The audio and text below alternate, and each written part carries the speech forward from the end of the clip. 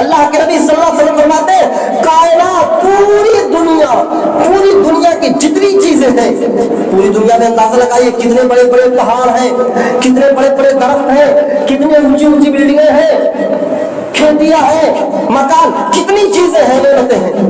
اللہ کے نبی فرماتے ہیں یہ کائنات کی ساری چیزیں ترازو کے ایک پلڑے میں رکھ دیا جائے اور لا الہ الا اللہ کو ترازو کے دوسرے پلڑے میں رکھ دیا جائے، پوری کائنات کو ترازو کے ایک پلڑے میں رکھ دیا جائے اور لا الہ الا اللہ کو ترازو کے دوسرے پلڑے میں رکھ دیا جائے، اس کے بعد ترازو میں اٹھائی جائے تو لا الہ الا اللہ کا پلڑا بھاری ہوگا، لا الہ الا اللہ کا پلڑا جھک جائے گا۔ میں نے خطبہ مسنونہ کے بعد مسلم شریف کی ایک حدیث آپ لوگوں کے سامنے پڑھی ہے۔ اس حدیث میں 3 چیزوں کے بارے میں بیان کیا گیا ہے اور یہ بتایا گیا کہ ایمان کی بہت سی شاخائیں ہیں، 70 سے زیادہ شاخائیں ہیں۔ اس میں جو پہلی چیز کا ذکر کیا گیا وہ یہ فَأَفْضَلُهَا قَوْلُ لَا إِلَٰهَ إِلَّا اللَّهُ، جو 70 سے زیادہ شاخائیں ہیں ان میں سب سے پہلی شاخ اور سب سے افضل شاخ لا الہ الا اللہ کا اقرار کرنا ہے۔ اور دوسری چیز جو اس حدیث میں بتائی گئی وَأَدْنَاهَا إِمَاطَةُ الْأَذَىٰ عَنِ الطَّرِيقِ، سب سے لاسٹ درجے کا ایمان، سب سے ادنا ایمان، سب سے کمزور درجے کا ایمان، یعنی سب سے لاسٹ درجے کا ایمان راستے سے کسی تکلیف دہ چیز کو ہٹا دینا۔ اور ایک چیز اور اس حدیث میں بیان کیا گیا وَالْحَيَاءُ شُعْبَةٌ مِّنَ الْإِيمَانِ، حیا، شرم و حیا یہ بھی ایمان کا ایک حصہ بتایا گیا۔ یہ 3 چیزیں اس حدیث میں بتائی گئی۔ آئیے میں پہلی چیز کی وضاحت کر سے چلتا ہوں۔ اللہ کے نبی فرماتے ہیں فَأَفْضَلُهَا قَوْلُ لَا إِلَٰهَ إِلَّا اللَّهُ، سب سے افضل درجہ ایمان کا یہ ہے کہ لا الہ الا اللہ کا اقرار کیا جائے۔ ہم لا الہ الا اللہ پڑھ رہے ہیں، لا الہ الا اللہ، تو کیا سب سے افضل درجہ ایمان کا حاصل ہو گیا؟ نہیں۔ لا الہ الا اللہ یہ اپنے اندر کچھ تقاضے رکھتا ہے، لا الہ الا اللہ یہ ہم سے اور آپ سے کچھ مطالبات کرتا ہے۔ اگر ہم ان مطالبات کو، اس کے تقاضے کو پورا کر رہے ہیں تو گویا کہ سب سے افضل ایمان ہم نے پا لیا، جیسا کہ اس حدیث میں بیان کیا گیا فَأَفْضَلُهَا قَوْلُ لَا إِلَٰهَ إِلَّا اللَّهُ۔ اب اس کا تقاضا کیا ہے؟ لا الہ الا اللہ، ہم تو پڑھتے ہیں لا الہ الا اللہ، اس کا تقاضا کیا ہے؟ لا الہ الا اللہ اس کا معنی ہے یعنی لا معبود الا اللہ، لا الہ الا اللہ اس کا تقاضا ہے لا مسجود الا اللہ، لا الہ الا اللہ اس کا معنی ہے لا موجود الا اللہ۔ سمجھ رہے ہیں؟ لا الہ الا اللہ ہم کہتے ہیں، لا الہ الا اللہ اس کا معنی کیا ہے؟ لا معبود الا اللہ، یعنی اللہ کے علاوہ کوئی معبود نہیں۔ لا الہ الا اللہ اس کا معنی کیا ہے؟ لا مسجود الا اللہ، یعنی اللہ کے علاوہ کسی کو سجدہ جائز ہی نہیں ہے، کسی کے آگے سر جھکانا جائز ہی نہیں ہے۔ لا الہ الا اللہ اس کا معنی کیا ہے؟ لا موجود الا اللہ، یعنی اللہ ہی وہ ذات ہے جو اپنے علم کے اعتبار سے ہر جگہ موجود ہے۔ آج بہت سارے لوگ کہتے ہیں اللہ ہر جگہ موجود ہے۔ کیا کہتے ہیں؟ اللہ ہر جگہ موجود ہے۔ اللہ ہر جگہ موجود ہے، یہ عقیدہ رکھنا ہی غلط ہے، یہ عقیدہ رکھنا ہی غلط ہے۔ الرحمن علی العرش استوى، اللہ عرش کے اوپر مستوی ہے۔ اللہ ہر جگہ موجود نہیں ہے، اللہ کا علم ہر جگہ موجود ہے۔ گویا یہ عقیدہ رکھنا کہ اللہ ہر جگہ موجود ہے غلط ہے۔ اللہ ہر جگہ موجود نہیں ہے، اللہ کا علم ہر جگہ موجود ہے۔ سمندر میں کتنی مچھلیاں ہیں، سمندر کے اندر کیا ہے، اللہ سمندر کے اندر نہیں ہے، لیکن اللہ کا علم سمندر کے اندر ہے کہ سمندر میں کتنی مچھلیاں ہیں، کیا کیا چیزیں۔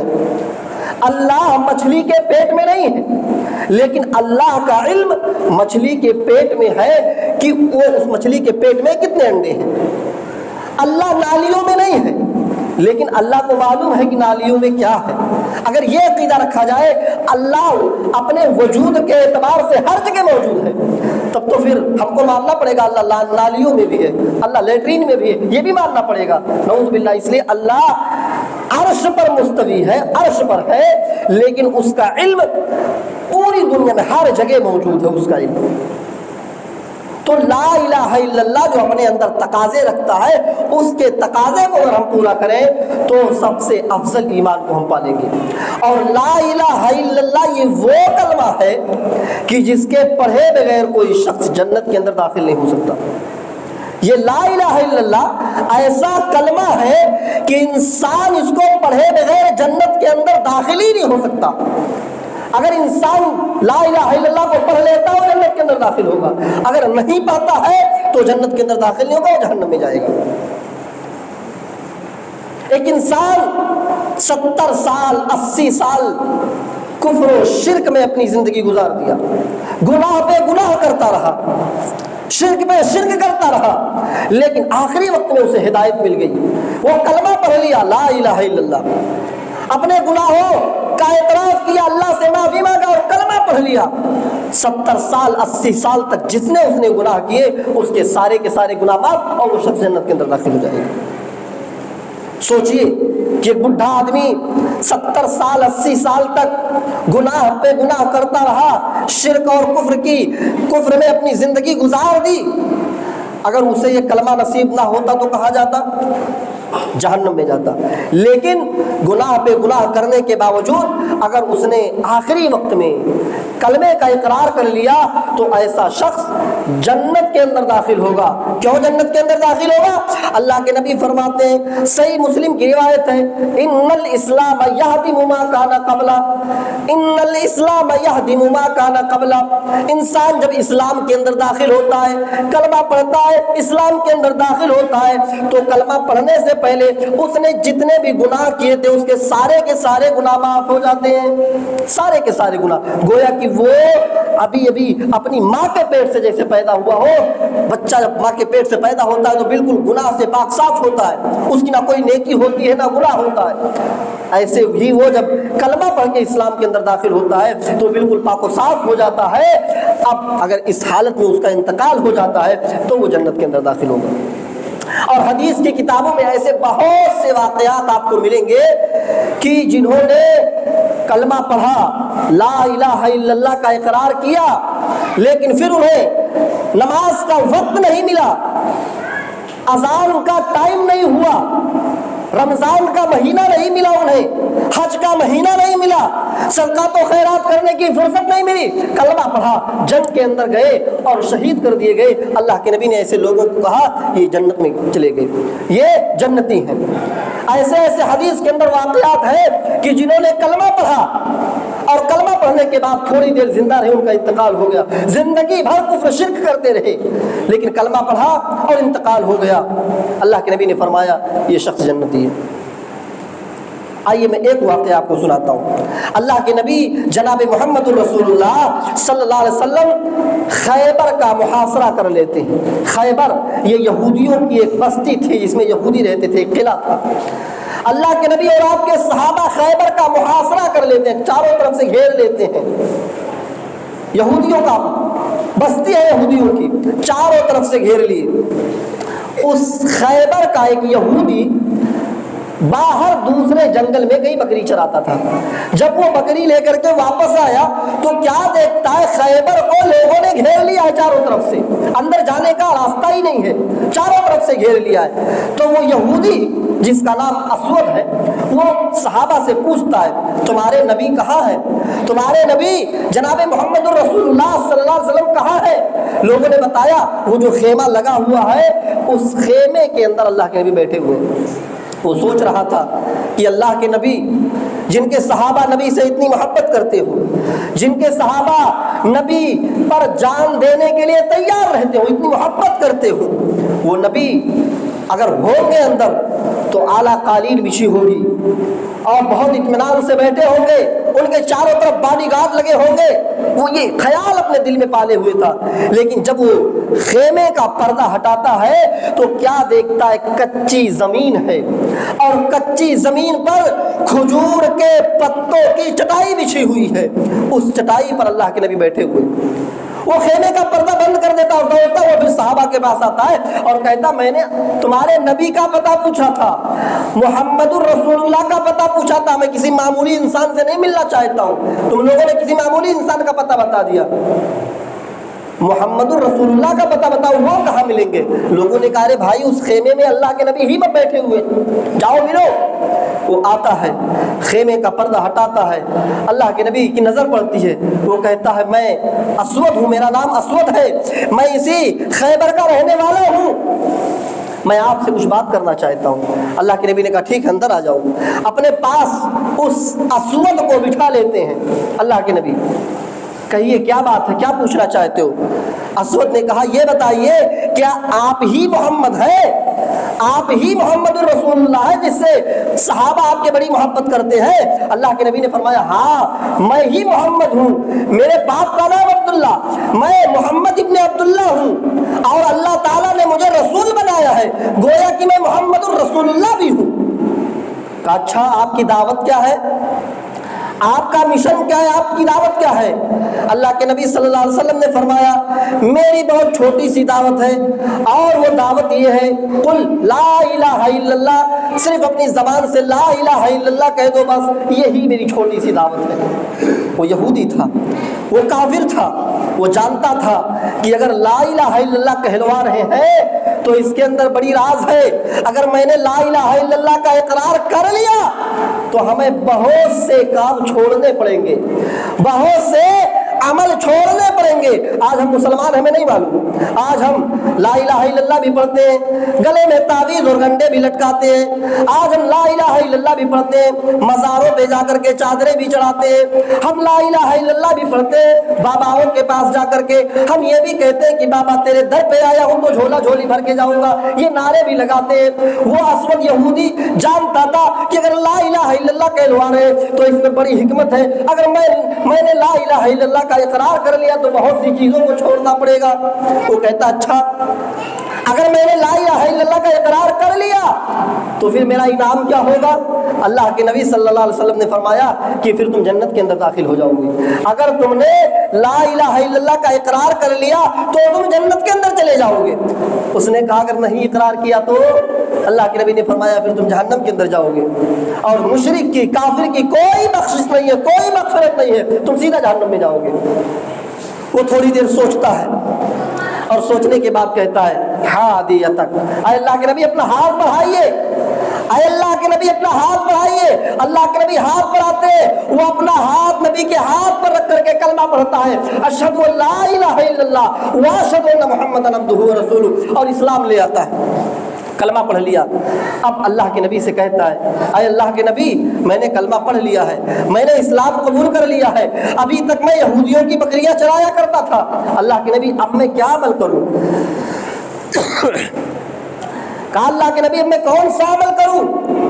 اللہ کے نبی صلی اللہ علیہ وسلم نے فرمایا ابھی تو نماز کا ٹائم بھی نہیں ہے کہ میں تمہیں نماز پڑھنے کا حکم دوں، رمضان کا مہینہ بھی نہیں چل رہا ہے کہ میں تمہیں کہوں روزہ رکھو، حج کا موسم بھی نہیں ہے کہ میں تم سے کہوں حج کرو، لہٰذا میرے کچھ صحابہ فلاں بستی میں جہاد کر رہے ہیں، کافروں سے جنگ کر رہے ہیں، جاؤ تم میرے صحابہ کا ساتھ تو جہاد کرو۔ اس نے تلوار اٹھا لیا اور پوچھتا اللہ کے نبی سے اللہ کے نبی اگر میں جا رہا ہوں جہاد میں، جہاد کروں گا، اگر میں بچ گیا تو میرا انعام کیا ہوگا؟ اللہ کے نبی نے فرمایا تم غازی کہلاؤ گے، اور کہا اگر میں مار ڈالا گیا، شہید کر دیا گیا تو اللہ کے نبی نے فرمایا پھر لکل جنہ، تمہارا ٹھکانہ جنت ہوگا، تم جنت کے مستحق ہو جاؤ گے، جنت میں داخل ہو جاؤ گے۔ اس نے کہا ٹھیک ہے جا رہا ہوں، تلوار لی، بکریوں کو دیکھا، اللہ کے نبی یہ بکریوں کا کیا کروں؟ اللہ کے نبی نے کہا یہ بکریاں کس کی ہے؟ کہا یہ یہودیوں کی ہے۔ اللہ کے نبی نے فرمایا یہ امانت ہے یہودیوں کی، اگر تم نے اس امانت کو واپس नहीं किया और जिहाद करने जा रहे हो, फिर भी तुम्हें कोई सवाब नहीं मिलेगा, तुम्हें कोई दर्जा हासिल नहीं होगा, कुछ सवाब नहीं मिलेगा, क्योंकि ये तुम्हारे पास यहूदियों की अमानत है, इसको पहले वापस करो। मस्जिद में कितने लोग होंगे जो अपने बहनों का, अपने पड़ोसियों का, अपने भाइयों का हक मार के मस्जिद में बैठे हुए। सोचिए अल्लाह के नबी ने क्या फरमाया, बकरियां जिनकी है पहले वापस करो, वरना तुम्हारे जिहाद से कोई फायदा नहीं, तुम्हारे जिहाद से कोई फायदा नहीं। वो यहूदी कहता अस्वद अभी इस्लाम ले आया, वो अस्वद कहता अल्लाह के नबी खैबर का दरवाजा तो बंद है, अल्लाह के नबी दरवाजा थोड़ी देर के लिए खोल दीजिए, मैं बकरियों को दरवाजे के अंदर कर दूं ताकि वो बकरियां अपने अपने मालिकों के घर चली जाएं। मैं जब भी जंगलों से बकरियों को चरा करके वापस आता था तो मैं इन बकरियों को इस दरवाजे के अंदर कर देता हूँ, हाँक देता हूँ, वहीं से वो बकरियां अपने अपने मालिकों के घर खुद ही चली जाती हैं। अल्लाह के नबी थोड़ी देर के लिए दरवाजा खोल दीजिए खैबर का। अल्लाह के नबी अपने एक सहाबा को बुलाते हैं और कहते हैं जाओ दरवाजे को खोल दो, अस्वद को लेके जाओ, उसकी बकरियों को लेके जाओ और ये बकरियां उन यहूदियों के हवाले कर दो। वो सहाबी जाते हैं, दरवाजा खोलते हैं, बकरियों को अंदर कर देते हैं, सारी बकरियां अपने अपने मालिकों के घर पहुंच गई।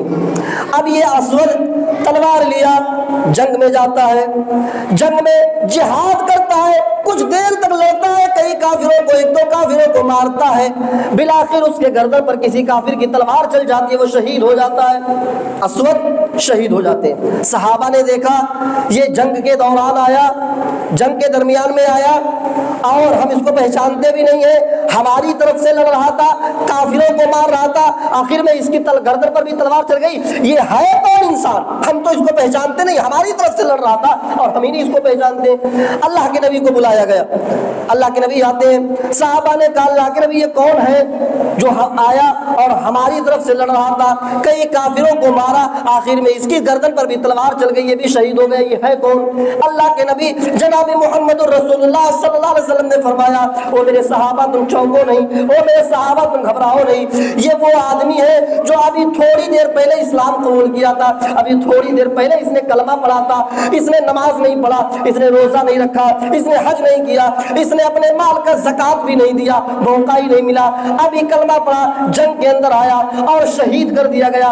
ये अस्वद है, ये पहला शख्स है जो बगैर नमाज पढ़े, बगैर रोजा रखे, बगैर हज करे जन्नत के अंदर दाखिल हो गया।